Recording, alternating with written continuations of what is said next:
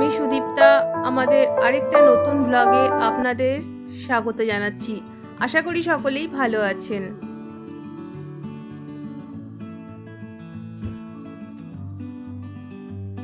এবারে আমি একটু আরামসে বসে আপনাদের সাথে কথা বলবো। রিক তো স্কুল চলে গেছে, কারণ রিক যতক্ষণ স্কুল না যাচ্ছে আমি না কারোর সাথে কথা বলা তো অনেক দূরের কথা, আমার নিঃশ্বাস ফেলারই সময় থাকে না।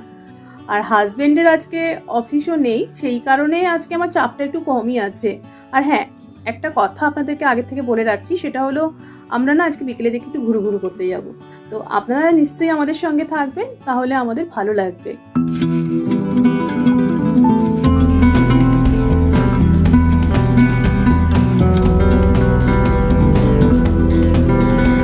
কাজকর্মগুলো কমপ্লিট করে ফেলেছি। বিছানার চাদরটা অনেকদিন পাল্টানো ছিল, পাল্টেও নিয়েছি।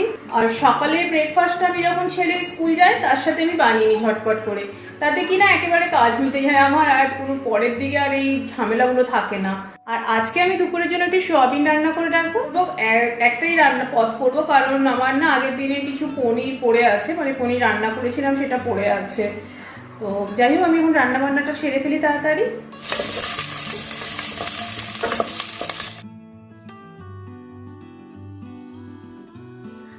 আমার হাতে সোয়াবিন রান্না না কখনো আমার পছন্দ হয় না। যদি আপনাদের কাছে কোনো ভালো রেসিপি জানা থাকে তাহলে প্লিজ আমাকে কমেন্ট করে না কমেন্ট বক্সে জানাতে পারেন।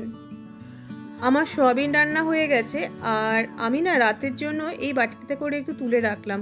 রুটি দিয়ে বেশ ভালোই খেয়ে নেওয়া যাবে, রাতে রান্নার ঝামেলা থাকবে না। আমার ছেলে তো মন দিয়ে পড়াশোনা করছে না কি করছে ওই জানে। যে পড়তে যাবি মনে আছে? ভুলে গেছিস? মনেই থাকে না ওর নাকি পড়তে যাওয়ার কথা, কোন বারে কি পড়তে যাচ্ছে ও। একটাই তো পড়তে যাস।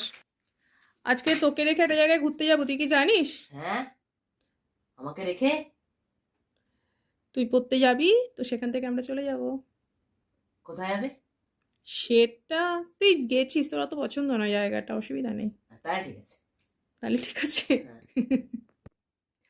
আসলে আমরা আজকে যেখানে ঘুরতে যাচ্ছি, আমার ছেলে রিককে আজকে নিয়ে যাব না, ও পড়তে যাবে। ওই ফাঁকে আমরা দুজনে একটু ঘুরে ঘুরে করে আসবো, কারণ নইলে না একদম সময় পাওয়া যায় না। এই ওর পড়াশোনার জন্যই সময়টা অ্যাকচুয়ালি হয় না, এখন তো একটু বড় হয়ে গেছে, বুঝতেই পারছেন, সময়টা দিতে হয় ওর পেছনে বড্ড। আর আজকে একটু সময় পাওয়া গেছে, সেই কারণে ভাবলাম ঘুরেও আসি জায়গাটা, আর আপনাদের সঙ্গে ব্লগিংটাও হয়ে যাবে। ব্লগিং এর তো মাস্টার। ব্লগিং এ মাস্টার আমি এখনো হইনি, বকিস না তো।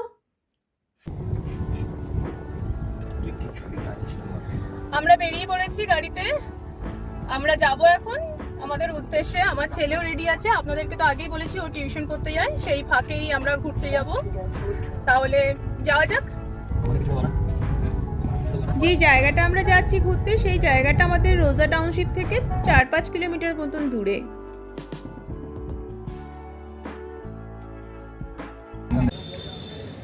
তো আমরা যেখানে আসবো বলেছি চলে এসেছি।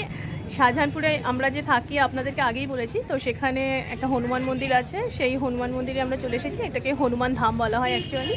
তো চলুন আমরা দেখি ভেতরে কি আছে। এখানে দেখছি বিশাল বড় একটা হনুমানজির স্ট্যাচু করা আছে। এই স্ট্যাচুটা কিন্তু আমরা অনেক বছর ধরে তৈরি হতে দেখেছি। সামনে মনে হচ্ছে এটা মন্দিরের দরজা, পরে ঢুকবো আমরা, দেখি একটু ঘুরে।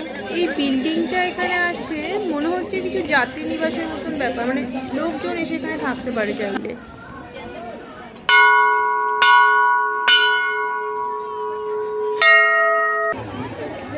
আজকে কিন্তু বেশ ভিড় আছে মন্দিরে। এই স্ট্যাচুটা কিন্তু বিশাল বড়, এটা অনেক দূর থেকে দেখতে পারি আমরা, জানেন তো। অনেকদিন ধরেই ভাবছিলাম আসবো, আসার হয় না। চলুন আশপাশটা একটু ঘুরে দেখি কি আছে। বোধহয় নদীটার মাঝখানে কিছুটা জায়গা উঁচু করে না এই স্ট্যাচুটা তৈরি করা হয়েছে। দেখুন এখানে মা সরস্বতীর মূর্তিও রয়েছে। জায়গাটা কিন্তু বেশ গ্রিনারি, তাই না? বেশ মেনটেন, সবুজ ঘাসগুলো বেশ দেখে মনে হচ্ছে গিয়ে বসে পড়ি এখনই, কিন্তু ঠুকতে দেবে না।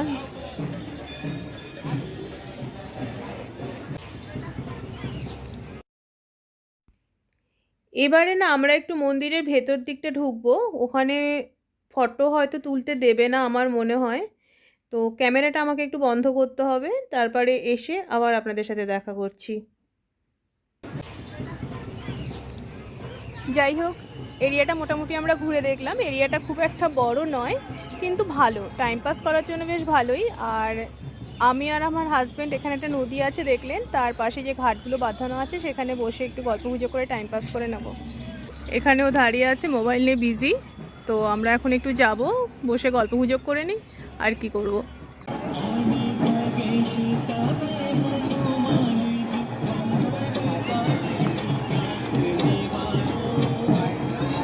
গণেশের বিসর্জন হচ্ছে, তাই ভীষণ আওয়াজ আসছে, শোনা যাচ্ছে না। যাই হোক, আমরা এখানে এখন একটু বসে গল্প গুজব করবো, আর মোটামুটি সময়টা পাস হয়ে যাবে এখানে। ছেলে 1 ঘন্টাই পড়বে, তো ওকে তারপরে 1 ঘন্টা বাদে ওকে আমরা নিয়ে বাড়ি চলে যাব।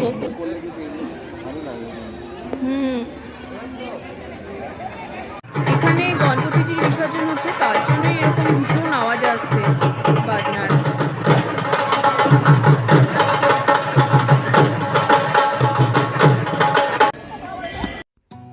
এবারে আমরা একটু হাঁটতে হাঁটতে নদীর এদিকটা চলে এসেছি। দেখুন, এই জায়গাটা বেশ বাঁধানো আছে পাড় থেকে, নদীর ওপার থেকে কিন্তু আমরা দেখতে পাচ্ছিলাম এই জায়গাটা। তখন রোদ ছিল বলে আসেনি। জায়গাটা কিন্তু গোল করে বানানো, তাই না? এদিককার বাড়িঘরগুলো দেখেছেন? আমাদের বেঙ্গলের মতন কিন্তু নয় একদমই বাড়িঘরগুলো।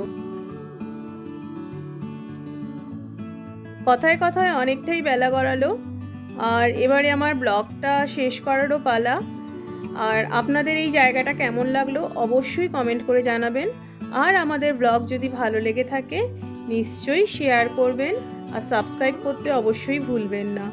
ভালো থাকবেন, নমস্কার।